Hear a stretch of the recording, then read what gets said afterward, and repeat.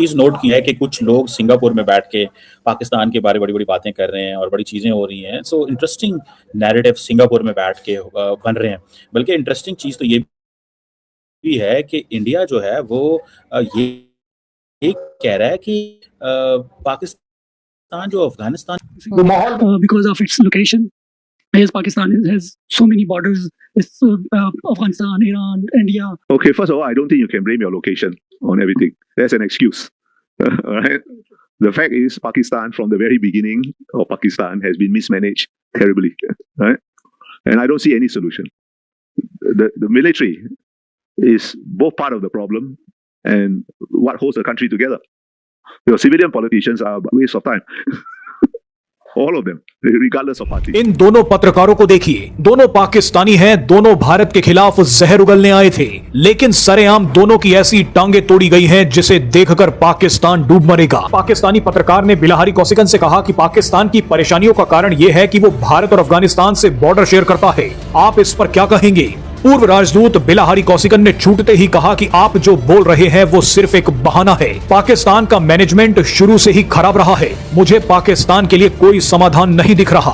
आपके राजनेता सिर्फ समय की बर्बादी है। माहौल इस समय क्या बन रहा है? हाथ काट देंगे, न्यूक्लियर बम चला देंगे, खून की नदी बहा देंगे, चाहे वो टॉपिक कोई भी है।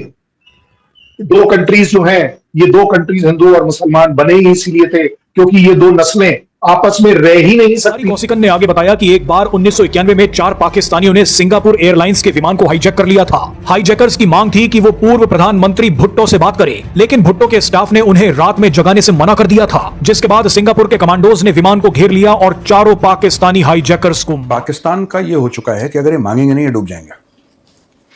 काम करना चाहते नहीं और काम करना जानते भी नहीं है। मेहनत बहुत कम पाकिस्तानी होंगे जो मेहनत करते होंगे। और फिर जब मैं कहता हूं पाकिस्तानी, मेरा मतलब 25 करोड़ पाकिस्तानी नहीं जो इनका मुल्क चलाते हैं, वो जनरल, वो जो टॉप का इनका लेयर है, जो अशराफिया है पाकिस्तान का, जो करता धरता है पाकिस्तान के, उनकी हड्डियों में हराम चला गया यार, अनफॉर्चुनेटली। अब जिनकी हड्डियों में हराम चला जाता है वो पसीना बहा के खाना खाना उसको मौत आती है।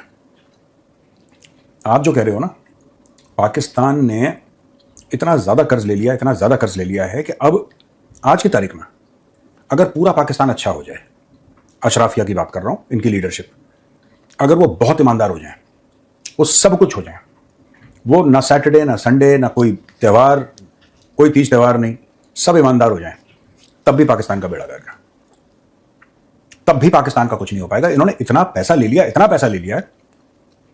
और मुझे एक बात ये समझ में नहीं आती कि जब पाकिस्तानी ये सुनते हैं, अखबार पढ़ते होंगे, ये ऐप पे देखते होंगे, टीवी देखते होंगे,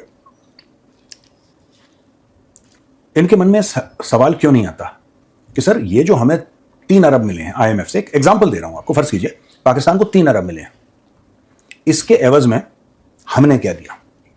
ये सवाल पाकिस्तानी कभी नहीं पूछते, इनका मीडिया कभी नहीं पूछता कि सर गोरा आपको लगातार दर लगातार पैसे दे रहा है, आप गोरे को क्या दे रहे हो?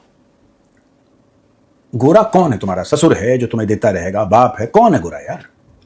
पहला सवाल यह है कि सर ये जो हमने पैसे लिए हैं, इसके एवज में हमने क्या दिया है? और जिस दिन पाकिस्तानियों को यह पता लग गया कि इसके बदले में उन्होंने वापस क्या दिया है, ये क्या वादे किए हैं,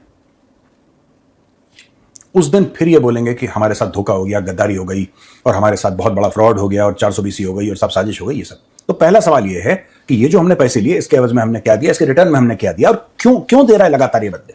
और दूसरी चीज, जब पैसे आ गए तो हमने खर्च कहां किए? जिस नाम पे लिए थे उस रैंडम नाम तब ये नहीं वो योजना बना देते हैं। हाँ, तो अगर ये कहते हैं कि ये जो रुपए थे इस काम के लिए थे, वो कहां हैं?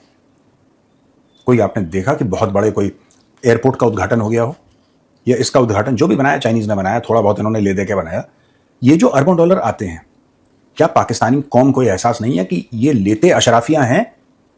ठीक है, वापस तुम्हें करना है। पता नहीं यार कैसे लोग हैं, बड़े इररिस्पॉन्सिबल किस्म के लोग हैं। मैं इस बार 25 करोड़ पाकिस्तानियों की बात कर रहा हूं, they are very irresponsible people. ये जो अरबों डॉलर आप कह रहे हो, इतने trillion rupees, PKR Pakistani rupees का इतना ले लिया उन लोगों ने, चलो वेरी गुड। आसिम मुनीर तो जाएगा, एम्बेसडर साहब हैं, ठीक है। ये कहते हैं कि जनाब पाकिस्तान जो है उसने एक दफ़ा एयरप्लेन हाईजैक किया। उनकी डिमांड ये थी कि वो एक्स प्राइम मिनिस्टर भुट्टो से बात करना चाहते थे, उसके स्टाफ ने उसको जगाने से इंतज़ार कर दिया सो सिंगापुर जो है उसने दे एंटर्ड इनटू इट और उन्होंने वो कर दिया। अब ये एक्स सिंगापुर के एम्बेसडर हैं और उन्होंने कहा जी ये बड़ी फ्यूडलिस्टिक सोसाइटी है। भाई क्वेश्चन ये है कि कौन सी सोसाइटी कैसे है, दैट्स नॉट अ पॉइंट। आप क्वेश्चन ये है कि why are you trying to poke into Pakistan internal matter, ठीक है। तो अब पाकिस्तानी जर्नलिस्ट मेरा ख्याल है वहाँ को बैठा हुआ था, उसने ये भी कह दिया नहीं सारी सोसाइटी नहीं है। तो फिर एम्बेसडर ने कहा नहीं बहुत सारी है, तो आपकी लीड बड़ी मॉडर्न है but they have no guts, उनके पास गट्स नहीं है क्योंकि उनका कोई जो है वो सर काट देता है। तो मतलब क्वेश्चन ये है कि व्हाट इज सिंगापुर। अगर मैं फॉर एग्जांपल सिंगापुर की बात कर रहा हूँ, सिंगापुर क्या है? अगर सिंगापुर के बारे में बात बहुत हाईलाइट कर रहे हैं और वो कर रहे हैं और जिसे वो कहते हैं ना कि आई कैन अंडरस्टैंड, ये एम्बेसडर है, फॉर्मर एम्बेसडर हैं सिंगापुर के, बिल्हान शायद इनको जो है वो प्रोनाउंस किया जाता है। और ये जो एम्बेसडर साहब हैं ये एक सिंगापुरियन रिटायर्ड एकेडमिक थे, डिप्लोमेट थे, सिविल सर्वेंट थे और ये यूएन में इनके रिप्रेजेंटेटिव रहे हैं परमानेंट। और पाकिस्तान अरेंजमेंट इस वक्त मसला ये है कि the moment anyone talks about Pakistan को अप्रिशिएट करता है या उसको स्पेस देता है वो हमें नजर आ जाता है और इससे पता चलता है कि एम्बेसडर साहब जो है ना उन्होंने कहा जी अफगानिस्तान के बारे में बात हुई, उन्होंने कहा जी कि आप हर चीज के लिए दूसरे लोगों को ब्लेम नहीं कर सकते।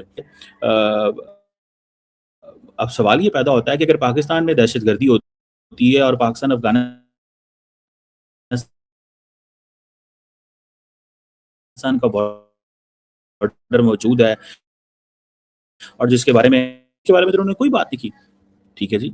अब क्वेश्चन ये है कि और फिर दूसरा अगर वहाँ पे कोई सहाफ़ी बैठा, हेनरिच फाउंडेशन ने कोई टॉक कराई थी, उन्होंने कहा जी कि पाकिस्तान बड़ा मिसमैनेज है, शुरू से ही मुझे कुछ सोल्यूशन नज़र नहीं आता। आप रिटायर हो गए सर, आपको क्या सोल्यूशन नज़र आएगा?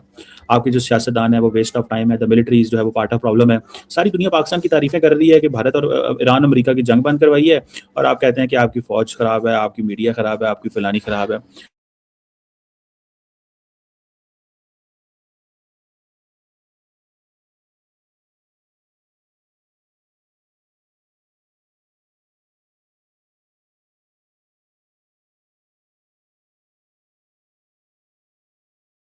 मुझे किसी पार्टी को डिफेंड करना चाहिए, मेरा किसी पार्टी से कोई ताल्लुक नहीं है।